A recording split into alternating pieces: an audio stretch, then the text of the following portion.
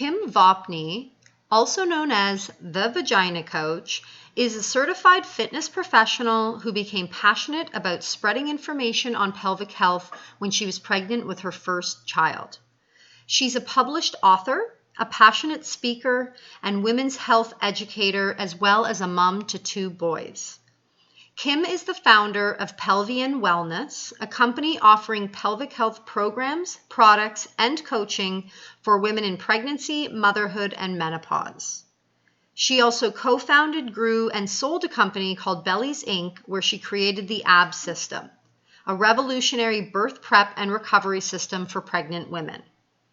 Kim also certifies other fitness and movement professionals to work with women with core and pelvic floor challenges through her Core Confidence Specialist certification. Kim, hello. Thank you for being here. Thank you for having me. Nice to see you. It's nice to see you too. It's a pleasure whenever I do get to connect with you or connect with your work. I took your course about 7 years ago, I think it was, in Toronto, and it has by far been the most valuable course that I have taken, and with information that I've really been able to use with so many clients. So awesome. I think you have so much knowledge on the core system, and really specific to, you really talk about the whole core system, but specific to that pelvic floor. And I guess that's kind of how why you're known as the Vagina Coach. So yeah. I thought maybe we could start off, and you could tell me about, how you got that title, and where that all started and why. Yeah, for sure. Yeah, it's definitely not something that I grew up thinking that I would become, that's for sure. How it started, I guess I could think of it starting when I was younger. And I remember being very curious about childbirth after learning about it in, grade 6 sex ed or whatever it was. And then starting to look at my mom differently and think, wow, well, she did that. She gave birth, and I wonder what it was like, and asked her questions. And then as I got older, there's different things that are shared at various points in life, but she had chronic back pain. She had a tummy that was never flattening again. She ended up having surgery for incontinence. She stopped running. So I kind of looked at things, and I was asking her along the way why. And she shared she had a episiotomy birth. There was no such thing as pelvic floor physiotherapy. It was kind of the only option was surgery. So she had the surgery. And so I kind of looked at pregnancy and birth as being quite detrimental to the body and something that I didn't necessarily want to participate in. And so that was kind of my existence from, kind of early teens till I ended up deciding elsewise that I did want to have a family. And I had watched my sister-in-law give birth. I used midwives. I was really inspired by doing everything I possibly could to have a different story than my mom. And I used a biofeedback device that my midwives had recommended to me, a product called the Epino. And that was kind of my introduction to the world of preventive pelvic health. After I used it, I had a great experience, and I contacted the company and said, could I be a distributor here in Canada? And my intention wasn't for it to be. Quickly explain I know what the Epino is, but do you want to just maybe sure, a little explanation of, just in case people are wondering what that tool is? Yeah, it's so it's a biofeedback device. It's a silicone balloon that's inserted into the vagina, and it's attached to a gauge that looks similar to like a blood pressure gauge. And what happens is it registers pressure. So when you engage or contract your pelvic floor muscles, the needle on the gauge will move up, and then when you relax your pelvic floor, it moves down. So it's a way for people to be able to work on learning to contract and relax their muscles. And the additional benefit from a birth perspective is it does, if you've heard of the term perineal massage, so kind of not just necessarily increasing pliability in the tissues in the perineum and the pelvic floor, but more so teaching people what it means to yield to sensations like stretch and pressure and discomfort. So the Epino balloon was really, really helpful for that. And I feel like that's the most valuable part of it. After my business evolved and kind of I was evolving through various life stages, it was a few years ago now. So I think it was 2016, and I was speaking on stage at a conference for women entrepreneurs. It was the Mompreneur Conference. And my talk was called How Optimizing Your Pelvic Health Can Make You a Better Mompreneur.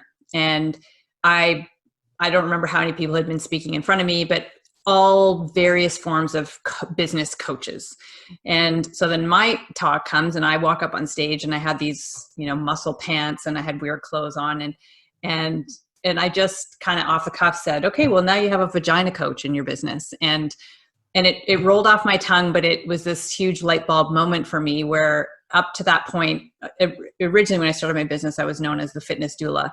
And that was applicable for pregnant people. But when I started evolving beyond just pregnancy and new motherhood, fitness doula wasn't really resonating. So that day was the day that the term vagina coach launched.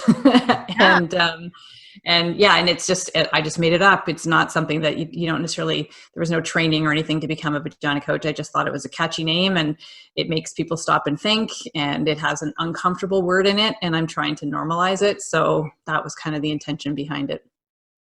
No, that's great. And yeah, you're right. It's just clear, and it really does. It really gives people an idea of what you do. Kim, clients are always surprised when I start to talk about the pelvic floor when it comes to their training and the deep core system.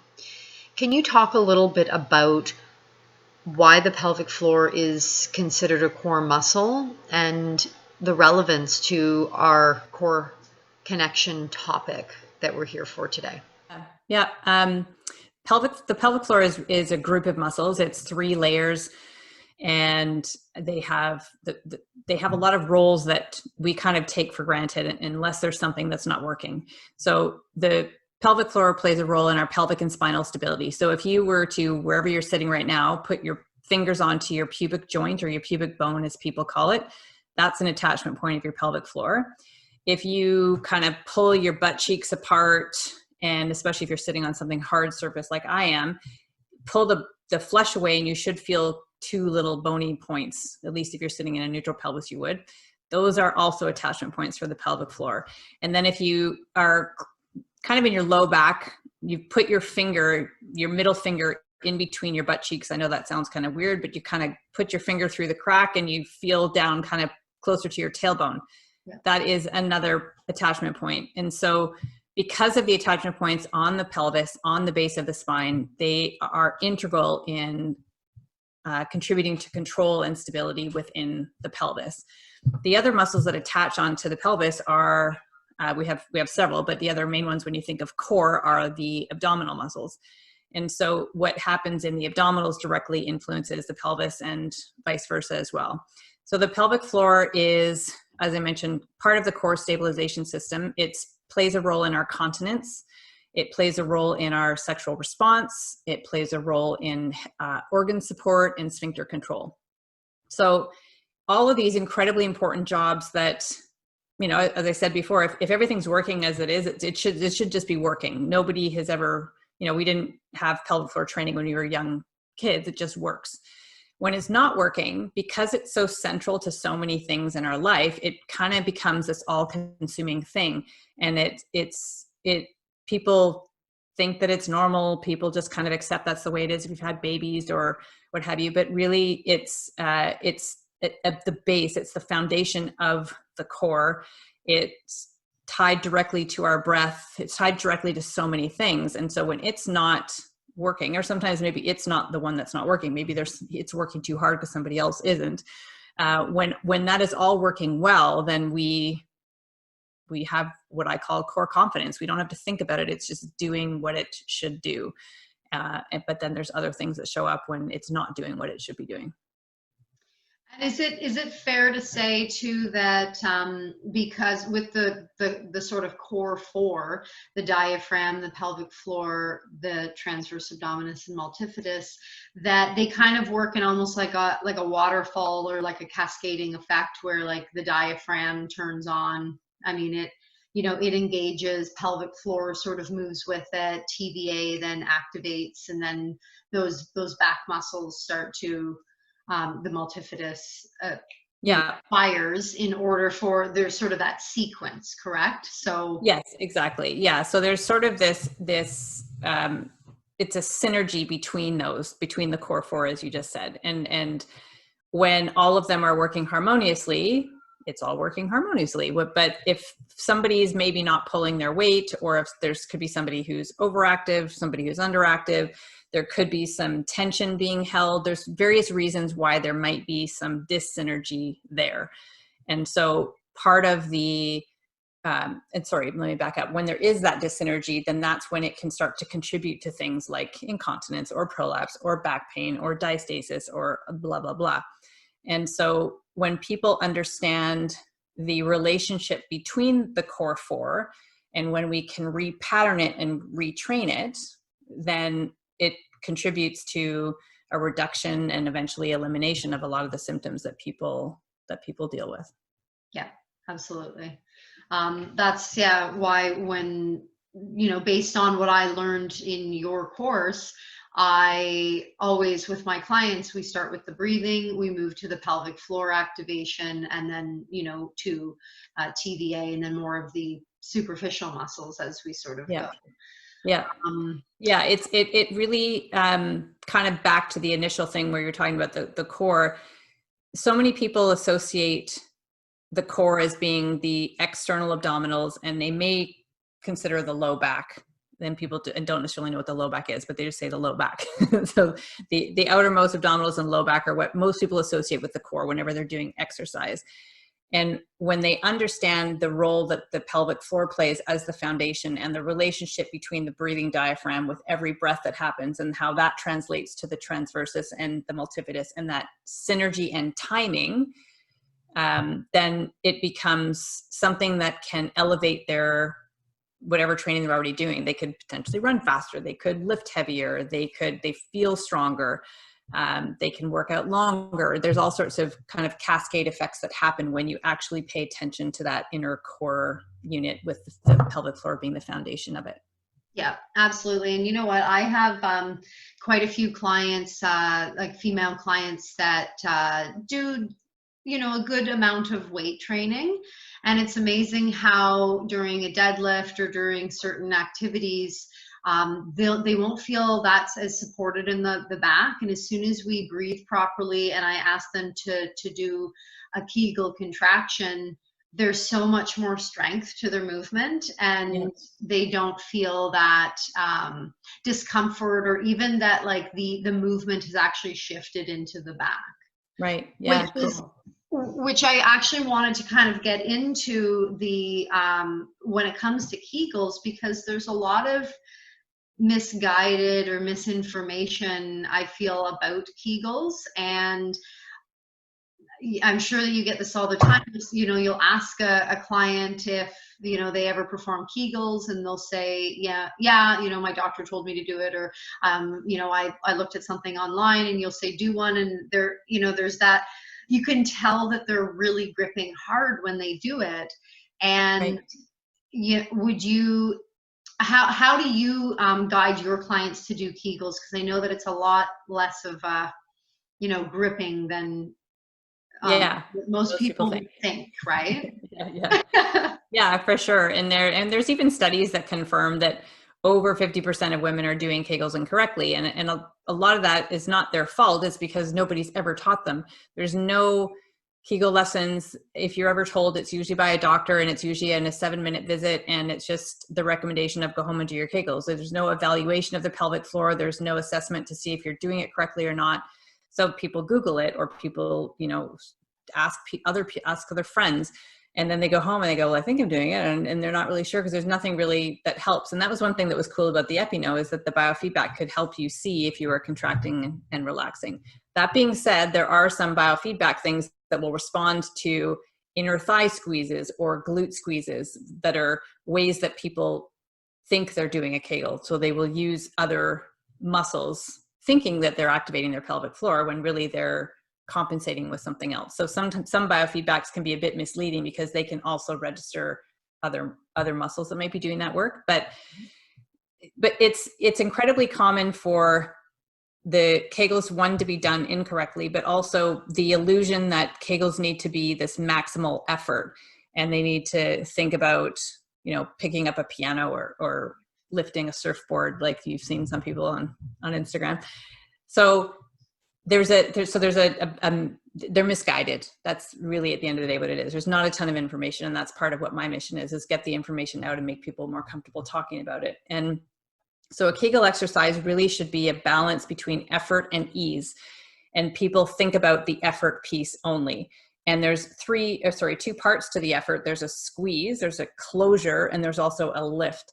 So when we talked about the pelvic floor being layers, the outer, or the first two layers are responsible for the close. And then the third layer is responsible for the organ support. And people think of it just as a squeeze. They don't necessarily pay attention to that lift.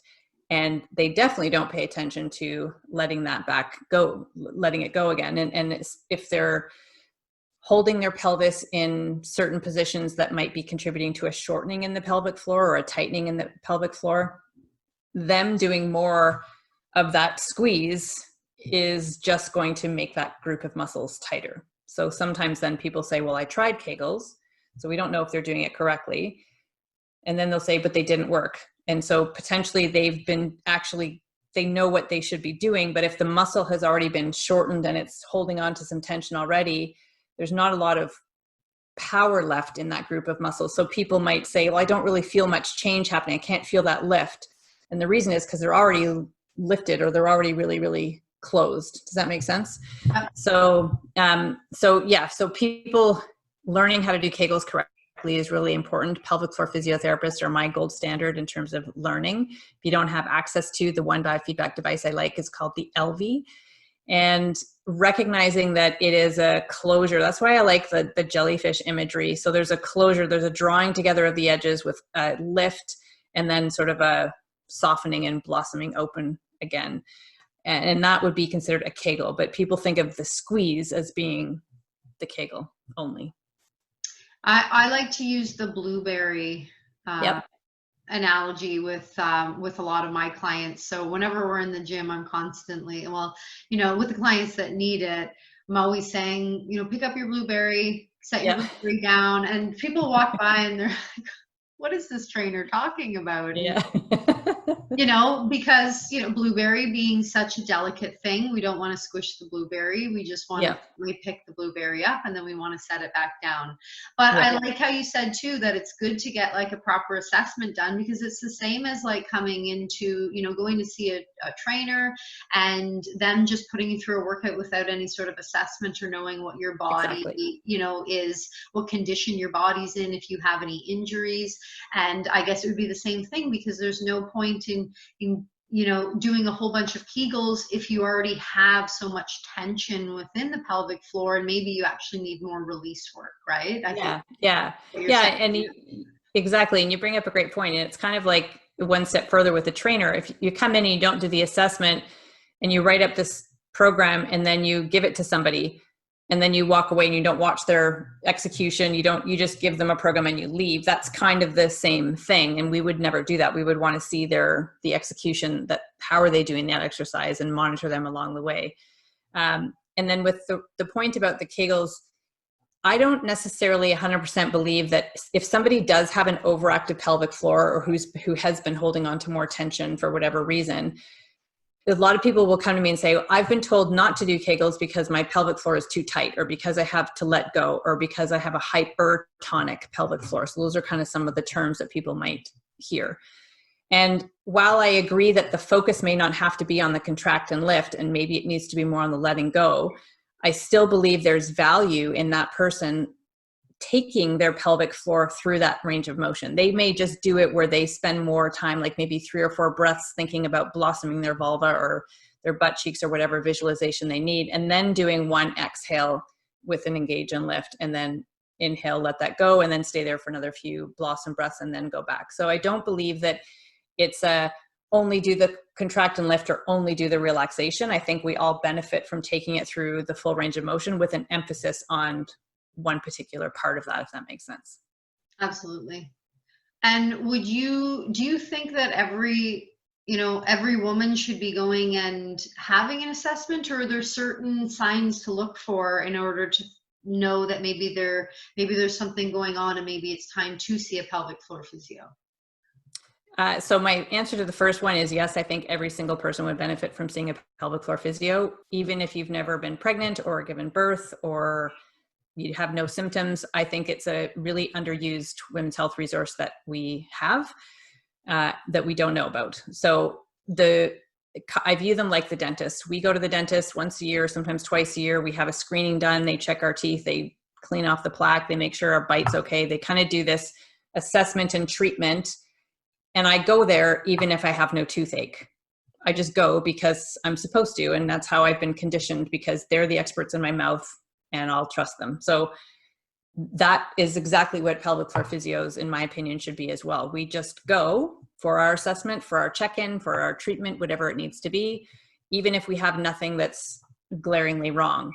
If we do have something that's wrong, they should also be the first people that we see, not our doctors, in my opinion. So I believe they should ideally play the first line of defense role as opposed to the medical community. And if it turns out to be a medical need, then you can absolutely, the physio will be able to recognize that and you can go.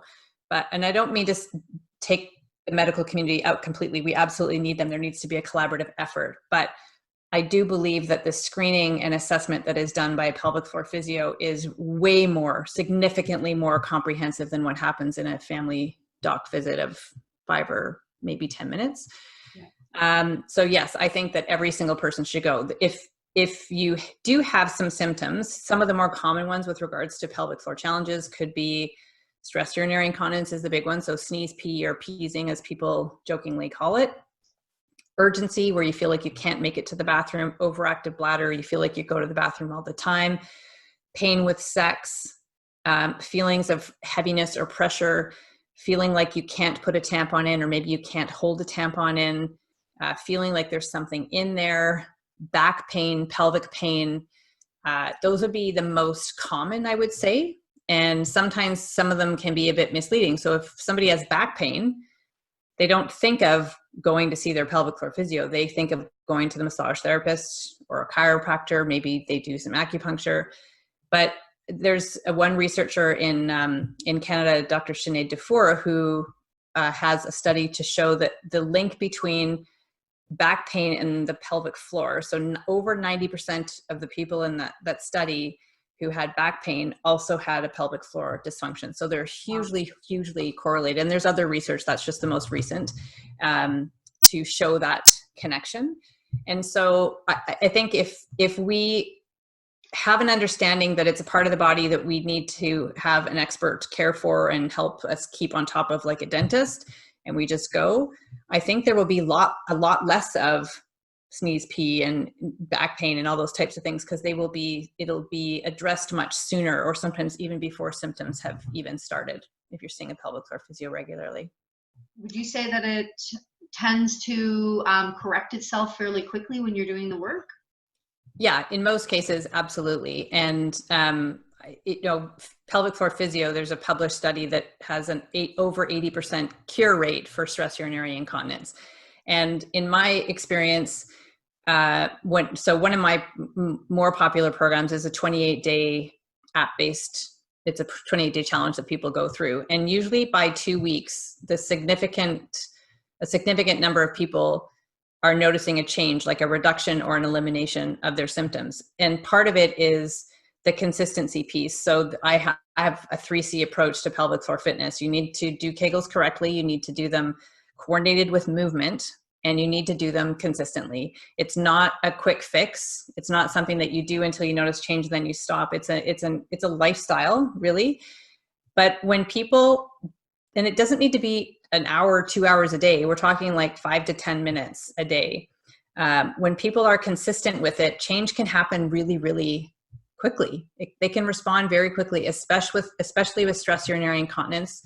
Urge incontinence, it depends on the reason why it's happening. So sometimes, like, one of the questions I pose to people, or one of the education points, is about peeing just in case. And a lot of people also are writing messages saying, oh my gosh, I slept through the night because I've gotten out of the conditioning of going to the bathroom at night. Like, I just kind of got into that routine and my bladder was signaling me. And when I took back control, it's life-changing. Or people like, I went on a 3-hour hike and I didn't have to stop 5 times to go to the bathroom. So when people have an understanding and an awareness, then the work, some of it is work, physical work, when I'm asking them to do some exercise, but some of it is just an undoing of certain habits and a relearning of other ones. And then it just becomes your automated normal way to exist again.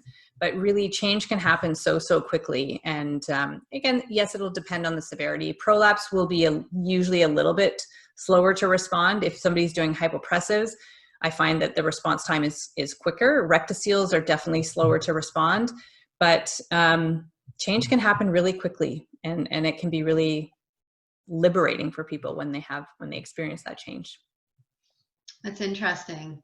So when you were saying, like, sometimes people, you mentioned about going to bed and not having to like pee before you go to bed, is so there's actually like a routine that your body can get used to with like what times, like, I guess it associates with certain things that it needs to go pee. Yeah. How do you know that, like, say with that person there that always goes pee before they go to bed, how do you know that it would be good to like actually skip that? Because I guess you don't want to be holding it either, right? No, it's not saying that you shouldn't go pee before bed. You should go pee before bed, but the people that end up waking up in the middle of the night 2 or 3 times to go pee, but then there are also some people who they pee before bed, and then they pee before bed, and then they pee before bed. They pee 5 or 6 times. I just gotta get the last little bit. I gotta look at the last little bit, and that can be troublesome as well. So we want to empty, ideally between 2.5 to 4 hours is the great window. So 5 to 9 times a day, ideally not at night, but at the very, very most once a night. And sometimes it's people like, pardon me, new parents who they have a brand new baby and the baby's up multiple times and they're obviously up with the baby, and I'm up, I might as well go pee. No, okay, I'm up again, I might as well go pee. And then it trains the bladder. So the bladder is something that can be trained. It's a muscle. And just like a Pavlov's dog response, the bladder can have the same thing, where every time you go to bed, it signals you more times because it knows that you want to get everything out. Or every time you get close to home, the urge starts to get more and more intense because it knows that you're finally going to go to the bathroom because you've been holding it for a while. Yes. Or, every time you hear water running, if you pee in the shower. Every time I get in the shower, I have to go pee. It's automatic. Like, I didn't have to pee, and then I step in and it's like, oh, I have to. Right. So if we listen to that signal and respond to it and allow the pee to come out, then the body starts to associate, oh, every time she gets in the shower and she hears the water, she likes to pee. So it'll start to signal you. But if you can untrain that. So next time you have a shower, unless it's been, 2.5 to 4 hours since you last peed, but forget that part. So say you've been peeing normally and then you're stepping into the shower, rather than responding, just say in your head, or you can say it out loud, to say, bladder, I know you're not full. We emptied back there. I haven't had a liter of water. I'm in control. You're not coming out. And then just shower. The signal that it's sending you is eventually going to dampen. It's seconds. It's not like you're standing there for an hour with this signal. It eventually dampens. Some things you can do to overcome that signal also are phrases. So if you're standing there in the shower, which most people stand up in a shower, so you can do some calf raises in the shower. Hang on to something just in case you have a slippery tub. You can do some kegel exercises. You can take some big breaths in. You can exhale and engage your pelvic floor. That all interrupts that signaling and can dampen that bladder sensation. So I get people to do a bladder diary where they record what they drink, what they eat, the time of day, when they pee, the volume they pee, how long their stream was, if they had any urgency. And when you take it over, I usually say 3 days, you start to notice some trends, or you start to notice that, oh, every time I have a cup of green tea, I have more urgency. Or every time at this time of the day, I always have to go. And then they start to notice patterns, and then they can start to say, okay, well, I'm peeing every hour. It should be every 2.5 to 4. So they do the bladder talking, and they start to recognize that sometimes they limit their liquids at this point in the day, and that's actually contributing to more urgency because it concentrates the urine. So then they become more hydrated, and that starts to dampen. So there's it's this dance of trying to work in that 2.5 to 4 hour window, but we just have never been given the information to understand that that's even a thing. And that's where I'm trying to change it so that we have this information and know that while we're in our teens and we're learning about our bodies and about our reproductive systems and our sexual health and all that, why not introduce the concept of pelvic floor health and pelvic floor care and fitness for the rest of our life? Yeah. Well, I am gonna try and do some bladder talk when I get in the shower next time. Yeah. So thank you for that suggestion. Yeah, for sure. What about now? By this time, I don't know, we might have lost the guys already, but what about pelvic floor health for men? Yeah, men have a pelvis, men have a pelvic floor. We as women, so people with female anatomy, they have a uterus, so there's an extra organ. They have an extra opening.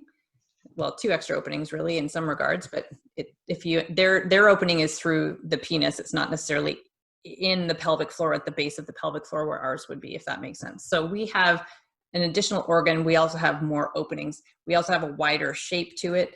And all of those predispose the female anatomy to pelvic floor dysfunction more so than a men. It doesn't say that men are immune to it. They have different forms. Pain is a big one. And that can be resolved with pelvic floor physiotherapy as well. The internal therapy with regards to pelvic floor physio for men is done through the rectum, as we can have a rectal exam as well, and also a vaginal. Vaginal is the most common, I would say. But yeah, men absolutely have a pelvic floor. Their cueing would be different. So we would say things like pick up blueberries with your vagina or anus, or the jellyfish or tampons. We have those cues, whereas men would respond more to the one that was studied was shorten your penis, but they changed that to pull the turtle into the shell because it was a bit more acceptable for a man to think about pulling a turtle into a shell rather than shortening his penis. Not many men want to think about shortening their penis. So it's different cues, but at the same time, it's also what resonates. I the walk into cold water for yes, yeah, totally. A lot, yeah. Yeah, they get it. They're like, oh, okay, I got it. Or make your penis dance. Yeah. So but it's also, I always say there's not one best cue out there for anybody. There's the best cue for that person. So whatever elicits the response that we're looking for, that is the best cue for that person. And we don't, within our scope, we don't always have the ability to completely assess that because we're not doing an internal evaluation. So again, pelvic floor physios, I would say gold standard, they're the ones that can really truly evaluate that.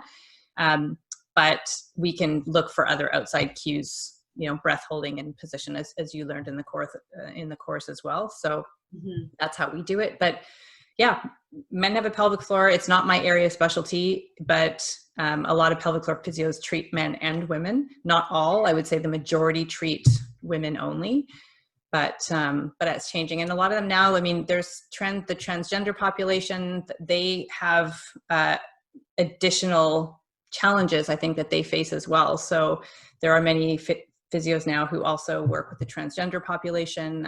So they're amazing, amazing professionals. Well, I mean, I know how difficult it is to get a man just to go to the doctor, so I can't imagine trying to get him to go to a pelvic floor physio.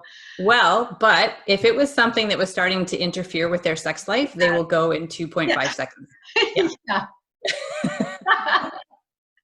Maybe not proactively, but they will go if they need help. Kim, where can people find you, follow you?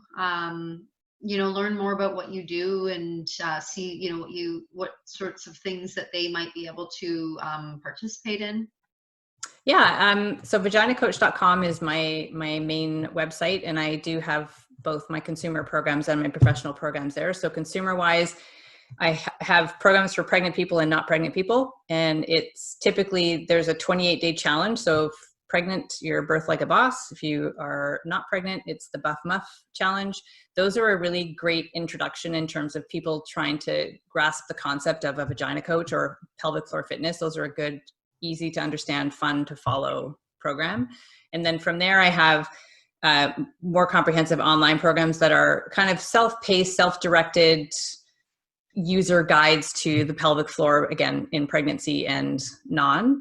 I also do one-on-one coaching. And then on the professional side, if anybody's watching is a fitness professional and wants to learn more, or it doesn't even have to be fitness. It could be, chiropractors have taken the course, massage therapists have taken the course. Anybody who's working in an environment where they treat people with a vulva and a vagina, it could be a hands-on assessment, it could be movement practice. Then there's certification courses for them to help learn about how to assess within their scope and what the assessment means and what sort of exercises would benefit that person. So that's a little bit about me. Vaginacoach.com is where you can find all of that. Vagina Coach is my handle for Twitter, Facebook, Instagram. I hang out mostly on Instagram. Haven't ventured to TikTok. Not sure I ever will.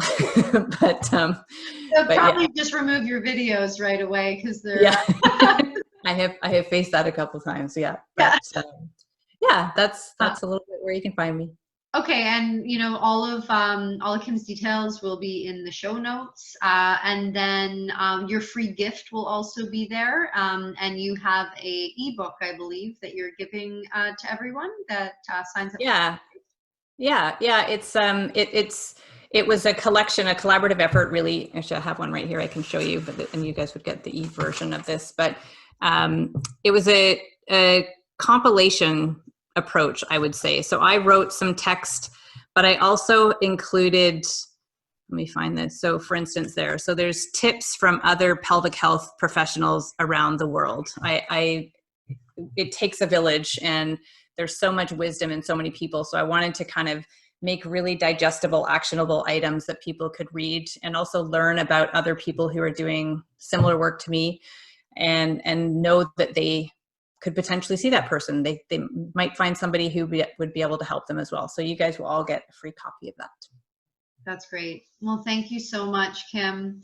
Thank you for having me. Like I said at the beginning, always a pleasure. So much great information, and just keep spreading the word and doing what you're doing. I think it's such a valuable and important health aspect for especially. Yeah, thank you.